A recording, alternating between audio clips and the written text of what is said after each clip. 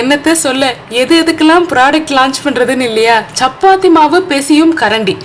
Maybe chapati மாவு பெசிய தெரியாதவங்க இருக்கலாம். அப்படி இல்லைன்னா ரொம்ப தண்ணி ஆகிடும். அப்படி இல்லைன்னா சில பேருக்கு அந்த கையில் மெஸ்ஸியாக இருக்கிறது பிடிக்காது.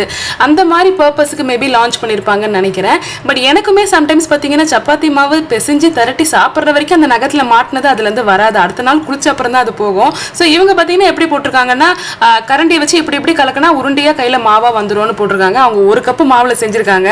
ஸோ பார்ப்போம், நம்ம வந்து வீட்டில் செஞ்சு பார்ப்போம் இதே மாதிரி வருதான்னு. இந்த ப்ராடக்ட்டை பார்த்தோன்னே எனக்கு தோணுன ஒரு ஃபர்ஸ்ட் விஷயம், ஸ்டெயின்லெஸ் ஸ்டீல்ல இருக்கு, which is good. ஸ்டர்டியாவும் இருக்கு, வீக்கானது கிடையாது. அண்ட் ஆல்சோ இது முட்டை அடிக்கிறதுக்கு யூஸ் பண்ணலாம். அதை பார்த்தோன்னே எனக்கு ஃபர்ஸ்ட் இம்ப்ரெஷன் அதுதான் தோணுச்சு. ஃபர்ஸ்ட் நம்ம ரெடி பண்ணிடுவோம். மாவெல்லாம் போட்டுட்டு பார்த்தீங்கன்னா தண்ணி ஊற்றிட்டு லைட்டாக வந்து ஸ்டிர் பண்ண ஆரம்பித்தேன். ஆக்சுவலி நம்ம கையில் எப்படி பெசிவோமோ அதே மாதிரி தான் அந்த கிரம்பிள் ஆக ஆரம்பிச்சது. எல்லா மாவும் பார்த்தீங்கன்னா கையில் பெசியும் போது நல்லா வந்து ஒன்று சேரும். ஸோ இப்படி கலர உருண்டையாகவும் பார்க்குறேன்.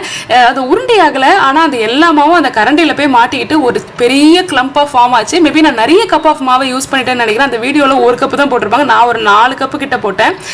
ஃபைனலாக ஆனால் பார்த்தீங்கன்னா அந்த எல்லா தண்ணியும் வந்து ஈவனாக டிஸ்ட்ரிபியூட் ஆச்சு. அது நான் ஒன்று பார்த்தேன்.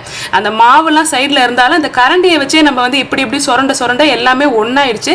ஸோ ஃபைனலாக ஒரு 2 ப்ரெஸ் அவ்வளோதான், மாவு வந்து உருண்டையாக கையில் கிடச்சிச்சு. இன்கேஸ் உங்களுக்கு மாவு பேசிய தெரியல, மாவு பேசியும் போது தவறி நான் வந்து அதிகமாக தண்ணி ஊற்றிடுறேன், அதனால எனக்கு சரியாக பேசியே வரல, பிசுன்னு ஆயிடுது, இல்லைனா நகத்தில் இந்த மெஸ்ஸியாக இருக்கிறது எனக்கு பிடிக்கல அப்படின்னு நினச்சிங்கன்னா இது ஒரு பெஸ்ட் ப்ராடக்டாக உங்களுக்கு இருக்கும். பட்ஜெட் ஃப்ரெண்ட்லியாக கூட. இதோட லிங்க் வியூ ப்ராடக்ட்ஸில் கொடுக்குறேன், தேவையான செக் பண்ணுங்கள். Bye by.